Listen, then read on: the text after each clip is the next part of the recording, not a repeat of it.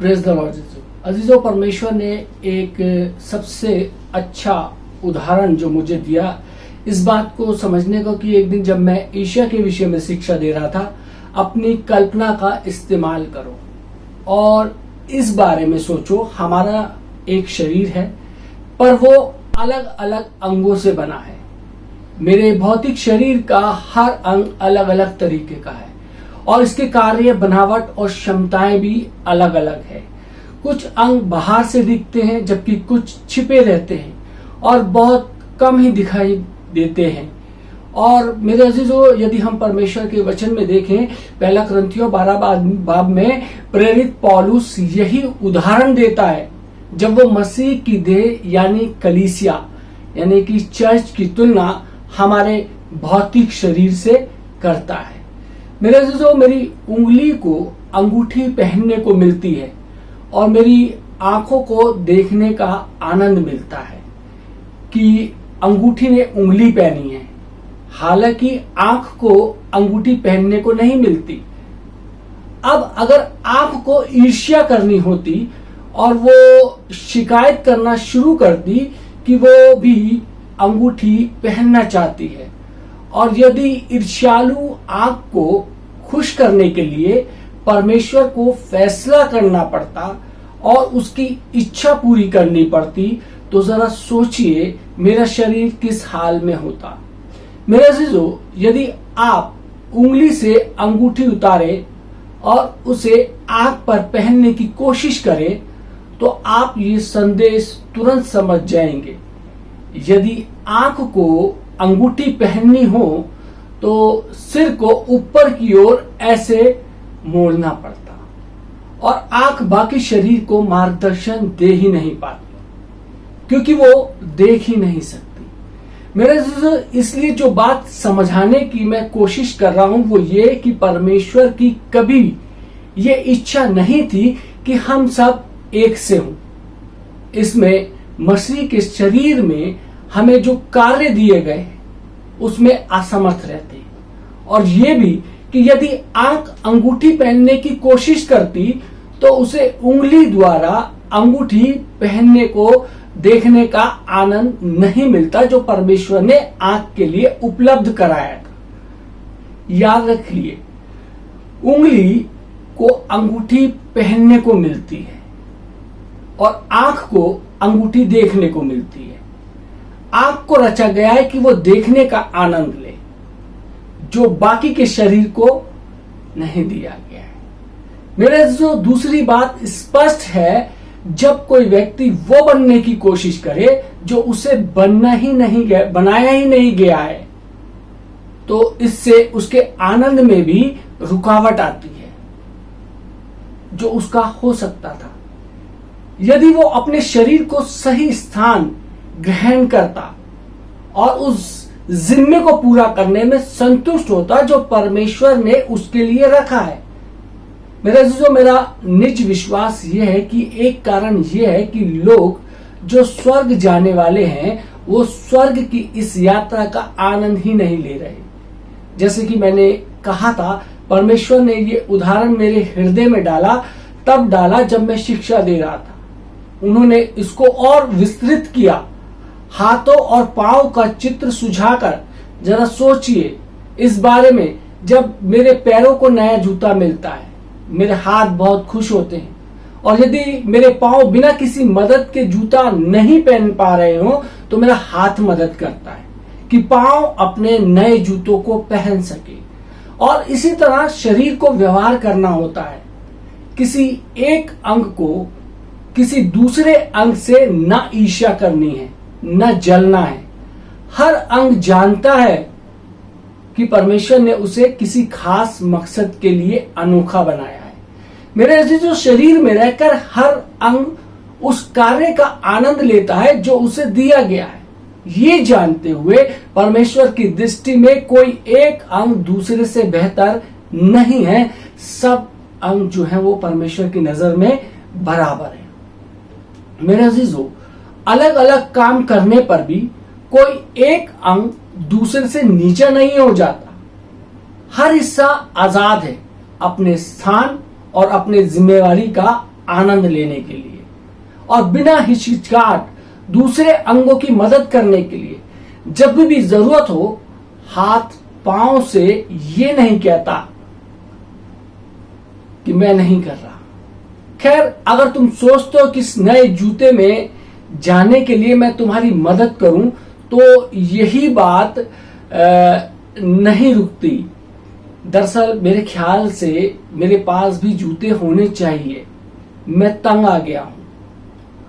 मेरे अजीजों, दस्ताने और उंगलियां पहनते पहनते मुझे मेरे अपने जूते चाहिए ताकि मैं तुम्हारी तरह हो सकूं। ये बात उंगलियां या हमारे हाथ कह सकते हैं। नहीं, हाथ ऐसी प्रक्रिया कभी नहीं करते। जब पांव को नए जूते मिलते हैं और उन्हें पहनने के लिए मदद की जरूरत होती है, और इसी तरह हमें भी प्रक्रिया नहीं करनी। जब हमारे किसी परिचित को मदद की जरूरत हो, हमें दूसरों को हर मदद देने के लिए तैयार रहना चाहिए, ये देखने के लिए कि वो भी अपना जिम्मा निभा सके और वो सब आशीषें पा सके जो परमेश्वर उन्हें देना चाहता है।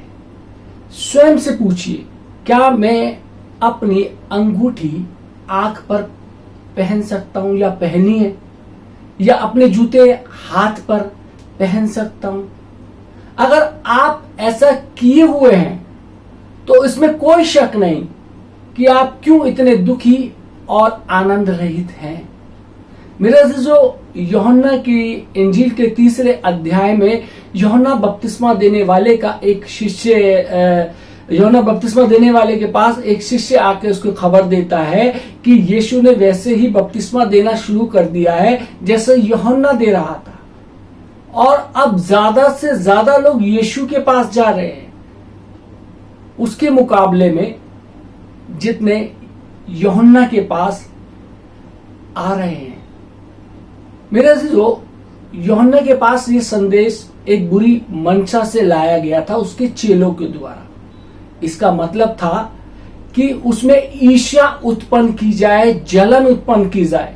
जाहिर है जो शिष्य खबर लाए थे वो असुरक्षित थे और शैतान द्वारा इस्तेमाल किए जा रहे थे कि यूहन्ना से यीशु के प्रति गलत भावनाएं उत्पन्न की जाए। यदि हम देखें यूहन्ना 3 बाब उसकी 27वीं आयत में वचन कहता है, यूहन्ना ने उत्तर दिया, जब तक मनुष्य को स्वर्ग से ना दिया जाए तब तक वो कुछ नहीं पा सकता है। मेरे अजीजों, यूहन्ना अपने शिष्यों से कह रहा था कि जो कुछ भी यीशु कर रहे थे वो इसलिए था क्योंकि उन्हें ये वरदान स्वर्ग से मिला था। यूहन्ना जानता था कि परमेश्वर ने उसे किस लिए बुलाया है, और यह भी जानता था कि कोई भी व्यक्ति अपने बुलावे और वरदानों से बाहर नहीं जा सकता। यूहन्ना अपने शिष्यों से कह रहा था, संतुष्ट रहो। वो जानता था कि परमेश्वर ने उसे यीशु से पहले यीशु का मार्ग तैयार करने के लिए बुलाया है, और जब समय आएगा कि यीशु मुख्य भूमिका में हो तो उसे लोगों के सामने और कम से कम दिखाना था। यूहन्ना 3 बाब और उसकी 30वीं आयत में वचन कहता है, अवश्य है कि वो बढ़े और मैं घटूं। मेरे अजीजों, ये थे यूहन्ना के वचन अपने शिष्यों के लिए।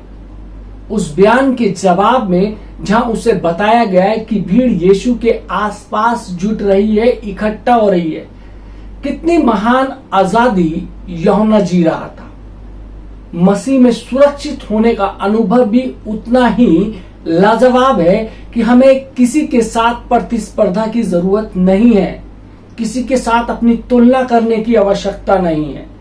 प्रेरित पौलुस ने गलातियों 5:26 में लिखा है कि हम घमंडी होकर न एक दूसरे को छेड़ें और न एक दूसरे से डहा करें, अर्थात हम एक दूसरे से ईर्ष्या ना करें और स्वयं पर घमंड ना करें। पौलुस हमें उत्साहित करते हैं कि हम प्रभु में इतना बढ़े जब तक हम उस मुकाम तक न आ जाएं जहां हम ऐसा व्यवहार करें। मेरे अजीजों, यदि हम परमेश्वर के वचन में देखें, गलातियों 6 बाब उसकी 4वीं आयत में पौलुस कहते हैं, पर हर एक अपने ही कामों को जांच ले और तब दूसरे के विषय में नहीं परंतु अपने ही विषय में उसको घमंड करने का अवसर होगा। मेरे अजीजों, धन्यवाद प्रभु का, एक बार हम जान गए कि हम मसीह में क्या थे तो हम प्रतिस्पर्धा और तुलना के तनाव से आजाद हो सकते हैं। मेरे अजीजों, हम जानते हैं कि हमारी कीमत और हैसियत हमारे काम और उपलब्धियों से अलग है, इसलिए हमें परमेश्वर की महिमा के लिए पूरा जोर लगा देना चाहिए बजाय किसी और से बेहतर होने की कोशिश करने के। मेरे अजीजों, सुरक्षित जमीन में हमें जड़ पकड़ना है। इफिसियों 3 बाब और उसकी 17 और 18वीं आयत में परमेश्वर का वचन कहता है, और विश्वास के द्वारा मसीह तुम्हारे हृदय में बसे कि तुम प्रेम में जड़ पकड़कर और नेव डालकर सब पवित्र लोगों के साथ भली भांति समझने की शक्ति पाओ कि उसकी चौड़ाई और लंबाई और ऊंचाई और गहराई कितनी है। मेरे दोस्तों, जब हम एक दूसरे से और लोगों से स्पर्धा करने की जरूरत से मुक्त हो जाते हैं, यानी कि उनकी कंपटीशन करने से मुक्त हो जाते हैं, हम उनकी सफलता में मदद करने के लिए आजाद हो जाते हैं। जब हम सचमुच जान जाते हैं कि हम कौन हैं, हमें अपना पूरा जीवन इसी में गुजारने में नहीं लगाना है कि स्वयं को और अन्य लोगों को अपनी कीमत और हैसियत सिद्ध करने की कोशिश में अपनी ईर्ष्याएं, जलन, प्रतिस्पर्धाएं और तुलनाएं, याद रखिए, इन समस्याओं की जड़ असुरक्षा में है। खुशखबरी ये है, हम असुरक्षा से आजाद हो सकते हैं और इस तरह उस समस्या से आजाद हो सकते हैं जो इससे उत्पन्न हुई है। यशायाह नबी की पुस्तक 54 बाब और उसकी 17वीं आयत में लिखा है कि यहोवा के दासों का यही भाग होगा, अर्थात शांति, धार्मिकता, सुरक्षा, विरोध पर जीत, और वो मेरे ही कारण धर्मी ठहरेंगे। इसका मतलब ये है कि परमेश्वर के पुत्र और पुत्री होने के नाते हमें सुरक्षा विरासत में मिलती है। अब इस विरासत का इस्तेमाल करो, दूसरों के लिए आनंदित हो और संतुष्टि का आनंद लो। आनंद लो तृप्ति और खुशियों का जो परमेश्वर के जानने से मिलती है कि वो हमसे प्यार करते हैं और आपको धर्मी और कीमती जानते हैं। अपने पुत्र यीशु मसीह में विश्वास के जरिए इस विश्वास में जड़ पकड़ लो और अपने लिए उसके प्रेम द्वारा सुरक्षा की नींव डालो। मेरे अजीजों, लत की परिभाषाएं हो सकती हैं। अनिवार्य व्यवहार, अक्सर जो किसी संवेदना के कारण उत्पन्न हो, बिना होश और सोच के लोग जिन्हें ठेस पहुंचती है वो क्रिया की बजाय प्रतिक्रिया करते हैं, बजाय इसके कि परमेश्वर के वचन और समझदारी के अनुसार कार्य करें। बहुत से लोग जब भी किसी ऐसे व्यक्ति या स्थिति का सामना करना पड़ता है जो उनके अतीत की याद दिलाती है, वो एक भावनात्मक प्रतिक्रिया के डर से प्रेरित होकर बजाय विश्वास में कार्य करने के इस तरीके की घटनाएं घायल पीड़ित के लिए बहुत ही उलझने पैदा कर देती है कि सब कुछ इतनी जल्दी हो जाता है कि वो वास्तव में समझ ही नहीं पाते कि ऐसा व्यवहार वो क्यों कर रहे हैं।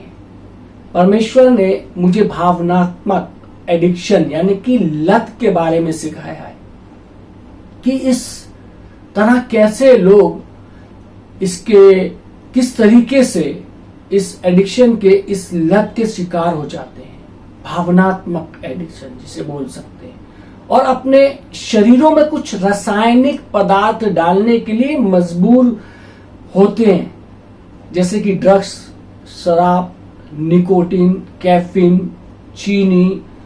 मेरे जो वो मानसिक और भावनात्मक लतें भी पाल लेते हैं। याद रखिए, लत एक अनिवार्य व्यवहार है जो बिना सोचे किया जाता है। लोग एडिक्शन की समस्या को और भी बढ़ा देते हैं, इस लत की समस्या को, क्योंकि वो इसे सींचते हैं यदि कोई व्यक्ति जिसे ड्रग्स की लत हो, तब जितनी ज्यादा ड्रग्स वो लेता है उतनी ही और ज्यादा की जरूरत उसे होती है। जितनी ज्यादा देर वो अपनी लत के वश में रहता है उतना ही ज्यादा वो एडिक्शन जो है वो उस पर हावी होता है, वो लत उसके ऊपर जो है वो हावी होती है, अंत में वो उसे खा जाती है। ये लत और एडिक्शन तोड़े जाने चाहिए और इसका मतलब है कि शरीर को इन पदार्थों से वंचित करना जिसका वो आदी हो गए हों, और इनके हटाने की क्रिया से हुए दर्द से निपटना, आजाद होने के लिए यही सिद्धांत लागू होता है मानसिक और भावनात्मक लतों पर। हमने उन तमाम बातों पर, आज हमने उन चीजों की लतें लगा रखी हैं अपने जीवन के अंदर, भावनात्मक तौर पे, मानसिक तौर पे। ये चीजें हमारे को एक लत की तरह से कंट्रोल करती है। इन तमाम चीजों को, ईर्ष्या एक लत के समान है जो हमारे अंदर जलन उत्पन्न करती है। इन तमाम लतों को हमें छोड़ने की आवश्यकता है। परमेश्वर आप सबको आशीष दे, आमीन। आइए हम दुआ मांगे। महान सामर्थ्य पिता परमेश्वर, धन्यवाद देते हैं आज के सुंदर वचन के लिए कि परमेश्वर हमने सीखा कि किस प्रकार से हमें तमाम वो चीजें या दूसरे लोगों की तरह दिखावा करके उनके जैसा नहीं बनना। ये जो लत हमारे अंदर, जो एडिक्शन आती है परमेश्वर, हम जानते हैं कि ये शैतान की ओर से आती है ताकि वो हमको ये दिखाता है कि तुम बेहतर नहीं, दूसरा बेहतर है। परमेश्वर हम जानते हैं कि आपने हमारे को एक विशेष उद्देश्य के लिए इस संसार में भेजा है, इस संसार में रचा है परमेश्वर। हम परमेश्वर अपने आप को परमेश्वर प्रभु जी तेरे पीछे चलने वाला बताएं और तेरे वचन के अनुरूप परमेश्वर हम अपने जीवनों में कार्य करने पाए। जितने लोगों के मनों में यदि कोई शंकाएं हैं, कोई परेशानी है, प्रभु यीशु मसीह तो उनकी तमाम शंकाओं को, तमाम परेशानियों को दूर करना परमेश्वर, और इन तमाम लतों से परमेश्वर उनको आजाद करो। जितने लोगों ने ये वचन सुना है उन पर, उनके परिवारों पे प्रभु जी आपकी आशीष चाहते हैं, यीशु मसीह के नाम से, आमीन।